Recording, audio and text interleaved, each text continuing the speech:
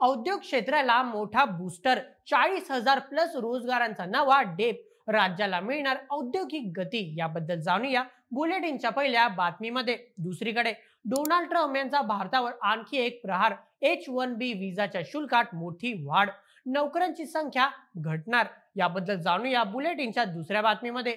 ईशान खट्टर, जान्हवी कपूर आणि विशाल जेठवा यांची गगनभरारी, भारताकडून होम बाउंड सिनेमाची ऑस्कर 2026 मध्ये एंट्री, याबद्दल जाणूया बुलेटिनच्या तिसऱ्या बातमीमध्ये. त्यानंतर ECIची झाडाझडती, महाराष्ट्रातील 44 पक्षांना यादीतून वळवले, देशभरात 474 पार्टींवर कारवाई, आजच्या चौथ्या बातमीमध्ये जाणून घेऊ. मग India versus Oman, team India 21 धावांनी विजयी, पण ओमानचा अप्रतिम लढा आणि हार्दिक पांड्या सोबतचा माजी खेळाडू चर्चेत, बुलेटिनच्या पाचव्या बातमीत जाणून घेऊ. अखेर शेवटी जाणूया बुलेट ट्रेनचा प्रकल्पातील महत्वाचा टप्पा पूर्ण, 5 किलोमीटर लांब शिडफाटा ते घनसोली बोगदा पूर्ण, एकाच वेळी धावणार 2 गाड्या, बुलेटिनच्या शेवटच्या बातम्यांमध्ये. चला मग सुरू करूया आजच्या व्हिडिओला. नमस्कार, मी नील सोनार, तुम्ही पाहत आहात बोलेमेट. मुख्यमंत्री देवेंद्र फडणवीस यांच्या नेतृत्वाखाली आयफा स्टील महाकुंभ 2025 या कार्यक्रमात राज्य सरकारच्या उद्योग विभागाने तब्बल 9 कंपन्यांशी 80,962 कोटी रुपयांचे सामंजस्य करार म्हणजेच MOU करण्यात आले. या करारामुळे विदर्भ, मराठवाडा आणि कोकण या मागासवर्गीय भागांमध्ये मोठ्या प्रमाणावर औद्योगिक विकासाला चालना मिळणार असून 40,000हून अधिक थेट रोजगार संधी निर्माण होणार आहेत. गडचिरोली, चंद्रपूर, नागपूर, वर्धा, रायगड, छत्रपती संभाजीनगर, सातारा आदी जिल्ह्यात हे प्रकल्प उभारले जाणार असून स्थानिक तरुणांसाठी रोजगाराचे नवे दरवाजे उघडणार आहेत.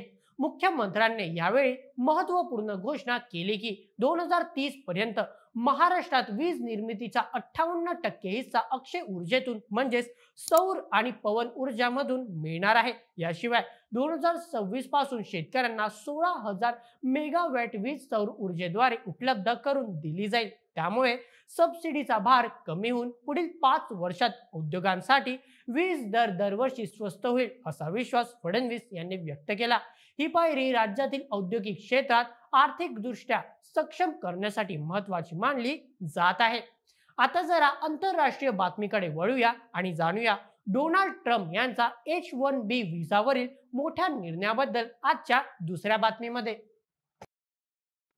अमेरिकेचे राष्ट्राध्यक्ष डोनाल्ड ट्रम्प यांनी H1B व्हिसाच्या शुल्कात मोठी वाढ जाहीर केली आहे. आता हे शुल्क $1 लाख, सुमारे 83 लाख रुपये होणार आहे, जे आतापर्यंतच्या $995 पेक्षा खूप जास्त आहे. या निर्णयाचा भारतीय तरुणांवर मोठा परिणाम होऊ शकतो, जे अमेरिकेत नोकरीसाठी अवलंबून असतात. ट्रम्प प्रशासनाचा दावा आहे की हा निर्णय स्थानिक कामगारांना प्राधान्य देण्यासाठी आणि गैरवापर रोखण्यासाठी घेण्यात आला आहे. यामुळे IT कंपन्या आणि स्टार्टअप्सवरही आर्थिक ताण वाढणार आहे. या नव्या नियमामुळे भारतीय विद्यार्थ्यांसह अनेक परदेशी उमेदवारांच्या अमेरिकेत नोकरी व स्थायिक होण्याच्या आशा धूसर होऊ शकतात.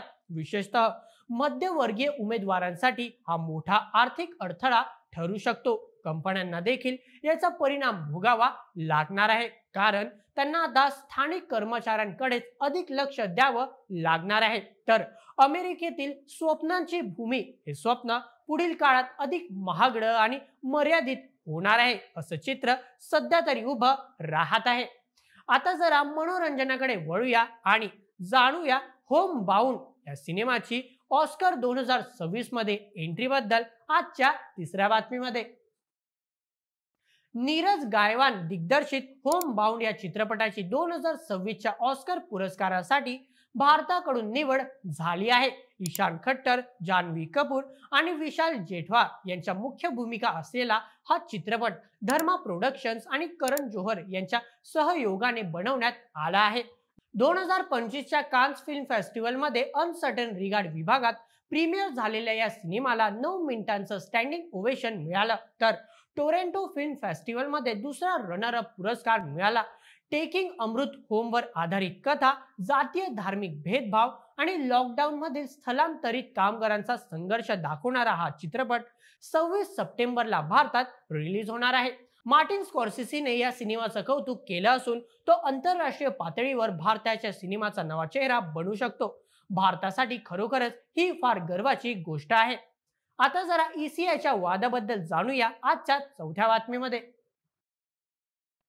एकीकडे सातत्याने काँग्रेस खासदारांनी लोकसभेचे विरोधी पक्षनेते राहुल गांधी केंद्रीय निवडणूक आयोगावर मत चोरीचे आरोप करताना पाहायला मिळत आहे.